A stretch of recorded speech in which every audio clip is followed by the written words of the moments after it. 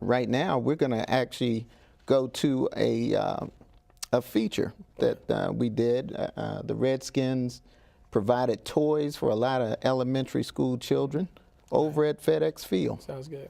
All right, so let's check that out now.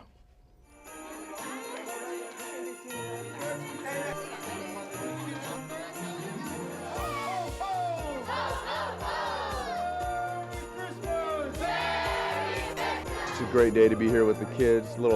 Get to play Santa and see the kids' faces light up and just really enjoy spending some time with some kids. You get to pick out some toys. My name is Monica and I go to Dodge Park Elementary School, and it was fun being here. My name is Doughty. I go at Dodge Park and I like coming here because we get to pick toys and meet all the players. I met a lot of players, and when I first walked in here, I was excited, and we got to pick toys. This is an exciting day for the Washington Redskins here at FedEx Field. We are delighted to be making so many kids happy on this special day and during this special time of year. And I would just like to thank all the thousands of fans, our players, our coaches, for contributing not only toys for this event, but for donations, monetary donations as well. It's a very proud day for the Washington Redskins. Toys for Tots is an organization that the United States Marine Corps Reserve runs every year to gather toys from people that are willing to give to help out needy families and needy children that might not have as much opportunity to get, great toys. I currently work at the Naval Academy, so there's about 50 Marines on the yard up there, active duty, that are just helping out the Anne Arundel and Prince George's County program for handling events to collect toys and events like this to distribute them to, again, kids in need. This season specifically, over the last 3 months, we've collected upwards of 100,000 toys between the two counties, and we've helped approximately 5,700 families, as well as 26-some thousand kids. And so I'm just honored to have a piece and a role in that process and be able to make them feel special on Christmas Day.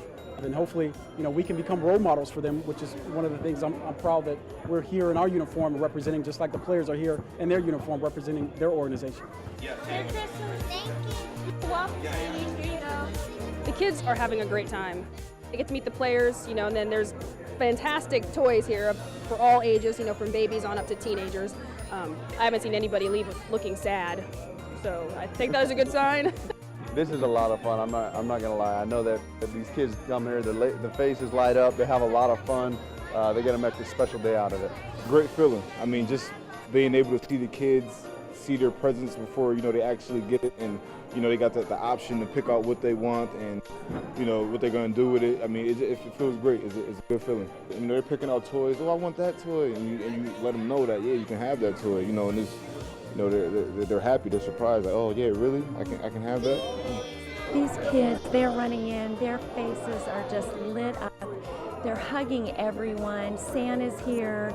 We have the U.S. Marine Corps. I mean, how just incredible atmosphere, full of excitement, and they're walking away with toys, and they're just so appreciative. It's been fun. We're from Dodge Park Elementary School, and we had a great time with the Redskins and Santa.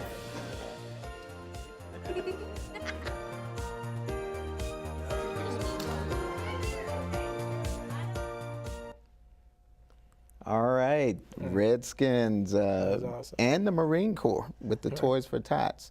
And I tell you, I had a lot of fun there myself. Right. Did you take one of those toys? I took one of the Santa hats. I did take one of those. It lights up and everything. You didn't? You didn't take no transformer, nothing like that at all? No, but you know what? I think it's great to see the other side of the Redskins as far as off the field, a lot of the things that they do in the community. And that was just great to have all of them out. Like they said, they had a lot of fun too. Yeah. No, the Redskins do things for this community all year round. Whether it's honoring a coach, if it's honoring players, children.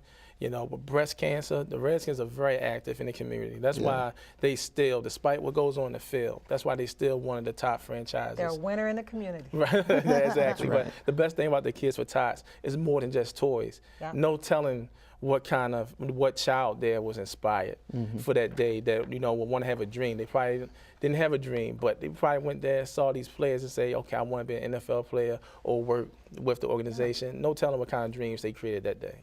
All right. Well, let's talk about some of the top teams in the NFL right now. That's on the field. Dreaming at that, right? Right. That's on the field. What are the top teams?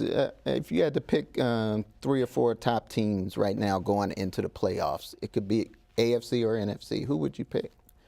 The Green Bay Packers, the New Orleans Saints. You got to put New England in there in the mix somewhere. Yeah. But I think those are the top. And then San Francisco. You can't even leave them out. But definitely Green Bay, because Aaron Rodgers is playing, knocking it out of the ballpark. And so is Drew Brees. Right. Drew Brees just broke the record for passing yardage. Right. Big game, big season for him. Oh, yeah, definitely. I mean, he's my vote for And MVP. that's your pick for the top team, right? Right, exactly. Yeah. Right now, the Saints, no team in this league is complete on both sides of the ball. Nope.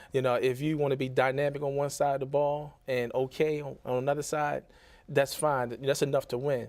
And the Saints, to me, offensively, they the most complete team offensively because they have a power game, they have a running game, and they also have a killer passing game. The defense on the opportunistic side of things, but as far as being solid, if the defense go out there and hold, which they do pretty well, especially in the red zone, and when they get to half the field, that's when they actually play better.